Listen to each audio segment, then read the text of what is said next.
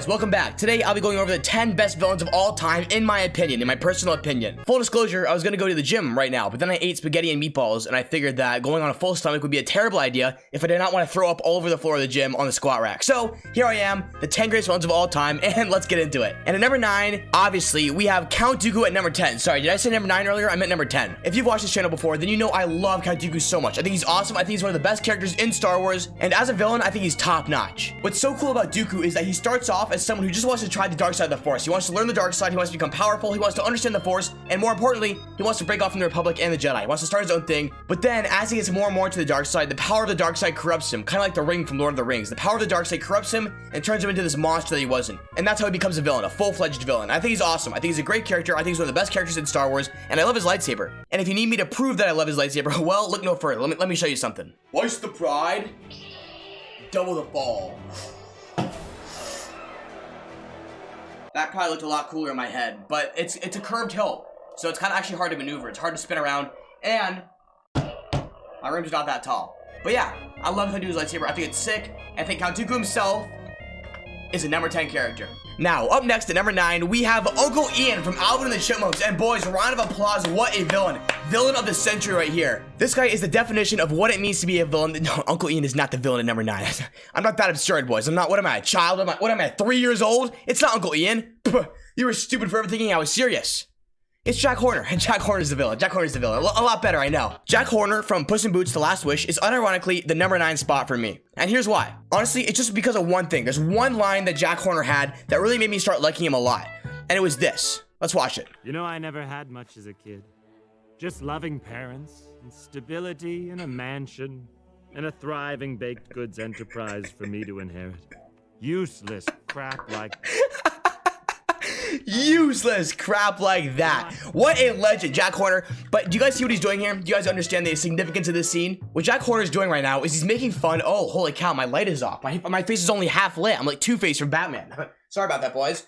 Anyway, what Jack Horner is doing is he's making fun of the sympathetic villain trope. Because if you've been watching movies nowadays, you'll be seeing a lot of villains have sympathetic backstories. You know, oh, mommy and daddy were mean to me. I was bullied at school. I only was allowed to play 13 hours of Fortnite a day and not 15. Life was hard. It was a tough time. That's what you see a lot from villains nowadays. And in my opinion, it was really fun to see Jack Horner making fun of that and making fun of that trope. Because in my opinion, it's been way too overplayed recently. I've seen way too many sad villains. I want someone evil that I can go against. Jack Horner, straight up a bad guy. Although he is played by John Mulaney. Did you know that? John Mulaney, the comedian, plays Jack Horner, and I love that guy.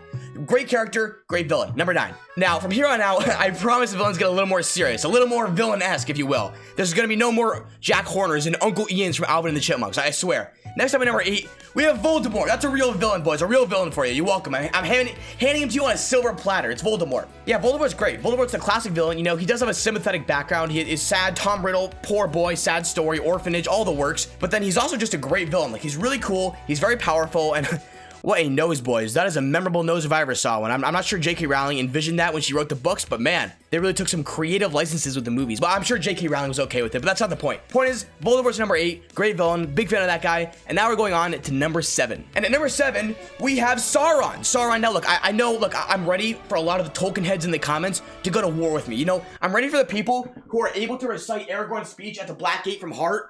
I'm ready for the people who can go, "Stand, men of the West!" Rah! I'm ready for those people who can recite that entire speech from memory off the top of their head to go to war with me in the comments, to fight me to their dying breath. Because I know, Sauron at number 7, Jedwerd, that's sacrilegious, you heathen. How could you do that? I'll explain how I can do that, but let me put Sting back really quick. I've been using her a little too much recently. I think she wants to rest for a while.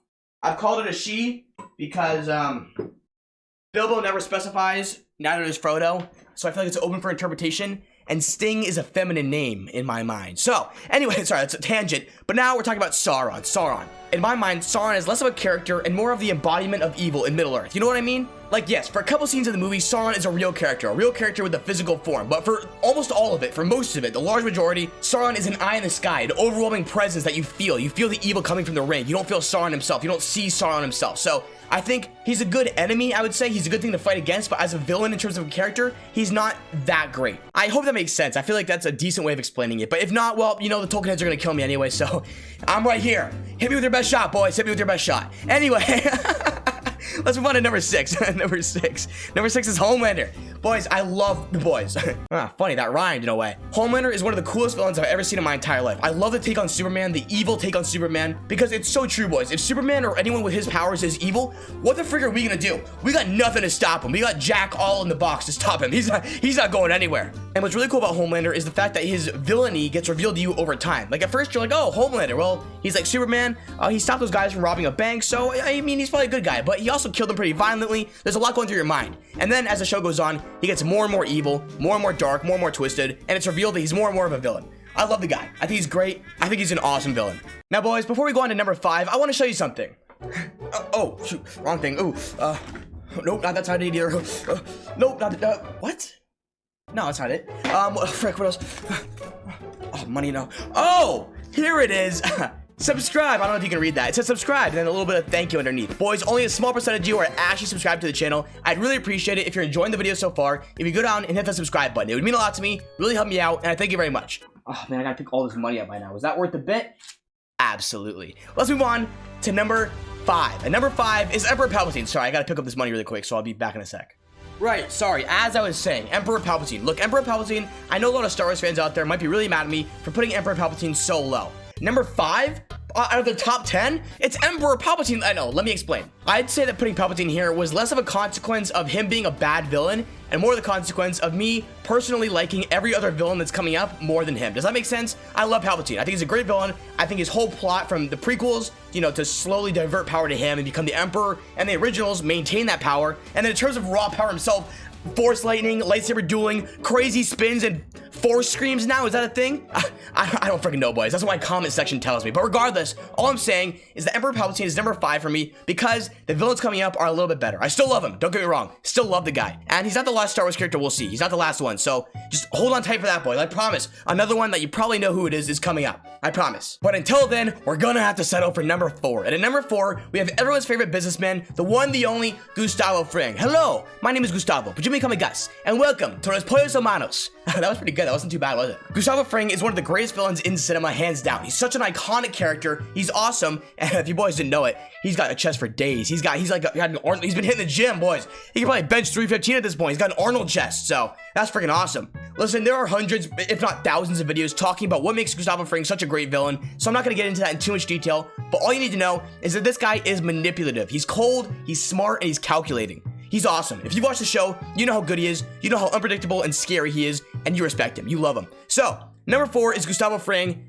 Thank you for your service, Gustavo. We appreciate it, and keep hitting chest day, buddy. I know you're gonna get to 405 someday, so steady on, soldier. Stay on that grind. All right, up next is number 3. And at number 3, it was predictable. It was going to be on here somewhere. It's Thanos. Thanos is awesome. Thanos is a great villain. And Thanos is one of the most well-hyped up villains I've ever seen ever. Like, the idea of having him be behind the scenes of every Marvel movie until finally he's the big bad villain is kind of crazy and really, really impressive, honestly. I'm a great fan of how they did that, and I thought it was really good. I kind of wish Kang was more like that, you know? If first of all, if Jonathan Majors didn't beat women, and second of all, if Kang didn't get beaten by ants, I'm sorry, if Thanos had gotten beaten by ants in his first ever movie, we would not respect him as a villain. We would not be impressed by him. And Kang got beat by ants in his first ever movie. And of course, it kind of helps if your main lead, Jonathan Majors, doesn't beat women. But regardless, we're going back to Thanos. Listen, Thanos is great. I'm a big fan. Number 3 villain of all time. Done very well. I'm very happy with him. I think that's obvious. And now, if you boys are waiting for Star Wars, well, you're in luck. Because at number 2, we have Darth Vader. That's right. The man, the myth, the legend himself. This guy is the villain of all villains. This man defines villainy. When you think of a bad guy in your mind, even if you haven't watched Star Wars, boys, Darth Vader is up there. He is one of the main characters up there. His enormous black suit, his very distinctive breathing pattern, his red lightsaber, all of it comes together so well to craft the perfect villain. Well, almost the perfect villain. And I say that because you might notice, boys, Darth Vader is not at number 1. He's at number 2. And now you're probably thinking, Jedwerd, you villainous... What's a good old villainous alliteration? Velociraptor, you villainous Velociraptor, you. Who could possibly beat Darth Vader as the best villain? Who's at number 1? And boys, I gotta be honest. I think the answer's obvious. It's a Joker! It's no one else but the Joker. All the Joker iterations, but particularly Heath Ledger's Joker. I love Heath Ledger's Joker. I think it's so good. I think Heath Ledger killed it, and I think no one will ever beat his performance. I'm genuinely serious. In the next 500 years, there can be 500 more Jokers. No one will do better than Heath Ledger. No one. But even outside of Heath Ledger, boys, Joker as a character is just so iconic. He's so legendary, and he has so many good iterations. You know, Jack Nicklaus, Mark Hamill, Jared Leto. Okay, he has some bad iterations. He has some bad iterations too. He's not perfect. Let's give the man some breathing room. Jared Leto's not too great. Whoever that Joker was from the Batman animated series with the weird dreadlock things, I don't freaking know, boys.